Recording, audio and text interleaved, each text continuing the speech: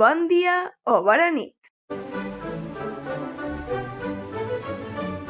Mireu, gent, no sé si ho he dit mai per aquí, però la família de ma mare és de Manresa i la de mon pare és de Valls. I les meves amigues de tota la vida d'aquí del poble tenen la família a diversos llocs de Catalunya. Lleida, Vimbodí, Tarragona, Garcia, Flix, el Catllar... I per què us explico tot això? Doncs perquè m'agradaria dir-vos que cada membre de la meva colla d'amigues ha cantat una cançó del tió ben diferent, depenent de l'origen de la seva família. Però, desgraciadament, això no us ho puc dir perquè no és veritat. A la meva colla d'amigues hem cantat la punyetera mateixa cançoneta del tió sempre, independentment de si la nostra mare és de Tarragona, de Manresa, de Garcia o de Nàrnia. No hi ha cap membre del grup de Nàrnia, però molaria que t'hi cagues. Perquè totes hem anat a la mateixa escola i allí ens han ensenyat a totes la mateixa cançó. Perquè les escoles tenen una força centralitzadora que fan que acabem dient, cantant i expressant-nos tots de la mateixa manera. No és que em vulgui posar a criticar les escoles, perquè no, perquè ve Nadal i és temps d'estimar-nos, no de tirar-nos els plats pel cap. Però tampoc m'estaré de fer una cosa que ja he fet moltes vegades en aquest canal. Defensar la riquesa dialectal de la nostra llengua. I això vol dir defensar absolutament totes les cançons del tió que es canten a cada racó dels països catalans. I això també vol dir deixar clar que el tronc que fem cagar per Nadal no només es diu tió. L'any passat, per aquestes dates, us vaig preguntar per l'Insta quin nom li doneu a casa vostra. I vet aquí. Tió,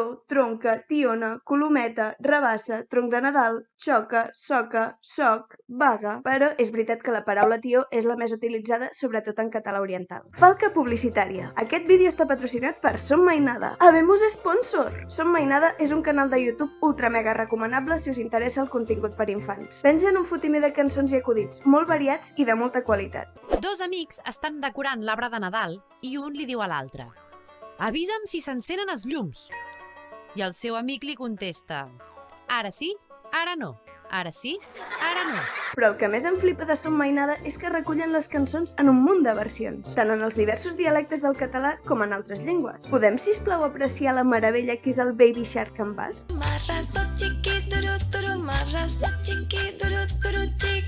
I també tenen 44 versions recollides de la cançó del tió, Flipa Tulipa, de Valls, d'Olot, del Pla de Santa Maria, de Vilafranca del Penedès, de la Pobla de Lillet, de molts llocs. Però encara els hi queden moltes versions per recollir. Per això han engegat el repte del tió. I en què consisteix el repte del tió? Doncs en enviar la cançó que canteu a casa vostra al correu de Som Mainada. peticions@sommainada.cat. Així de senzill. O sigui que aquest Nadal, quan sigueu amb la família i ja no pugueu menjar més polvorons perquè esteu a rebentar, podeu aprofitar per gravar la vostra cançó del tió i fer-la arribar a Som Mainada. Aviam, gent, això que existeixin un munt de versions d'una sola cançó popular no només passa amb la del tió. Mira, parlant de cançons de Nadal, jo recordo que de petita em desquadrava molt la cançó de El desembre congelat, perquè jo tenia un llibre de cançons populars, de fet el tinc encara, en què hi havia aquesta cançó. Veieu? I també tenia un disc de Nadales que incluïa El desembre congelat. Total, que les dues primeres estrofes del llibre i del disc coincidien. Però la tercera estrofa era completament diferent a un lloc i a l'altre. El llibre diu: el primer pare causa la nit tenebrosa, que tot el món ofusca la vista penosa. I la cançó del disc diu: Arribaren els tres reis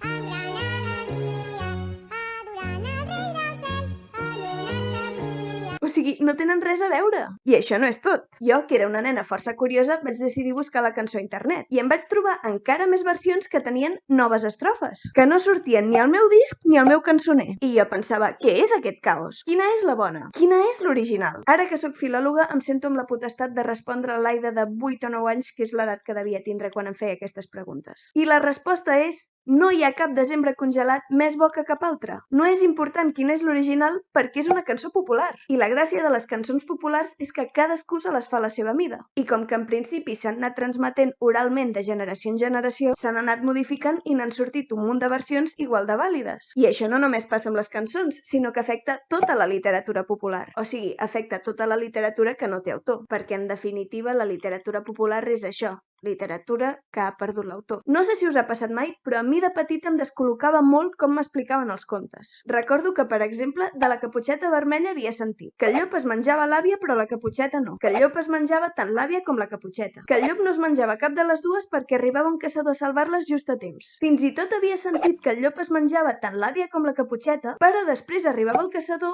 obria el llop per la meitat i d'allí dintre en sortien l'àvia i la Caputxeta senceres i fresques com una rosa. També et diré que aquesta versió mai me la vaig arribar a creure, perquè jo era una nena molt racional i ja veia que allò era físicament impossible. El tema és que qualsevol versió de la Caputxeta és vàlida. Que a tu te n'agradi més una en concret, això ja és una altra història. Però el que no podem fer és el llop no es menja la Caputxeta, no sé què. Perquè en algunes versions del conte és veritat que no se la menja, però en altres sí. Si hi ha alguna cosa que caracteritza la literatura popular, i per tant les frases fetes, els contes, les cançons populars, etc., és que existeixen moltes versions d'una sola cosa i que no hi ha cap versió més bona que cap altra. Sí? I com que arribem al final del vídeo, és l'hora de...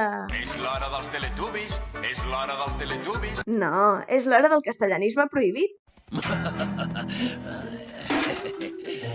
Quan arriba l'hivern, arriba l'època de sentir un castellanisme molt criminal. Aquest any passarem molts bons Nadals. Molts bons què?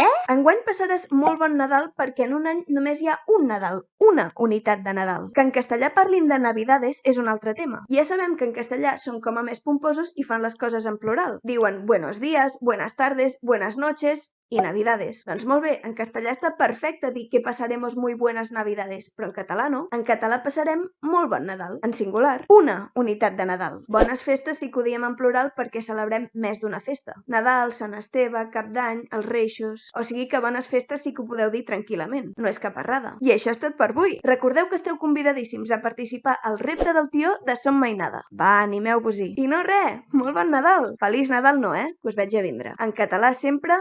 Bon Nadal!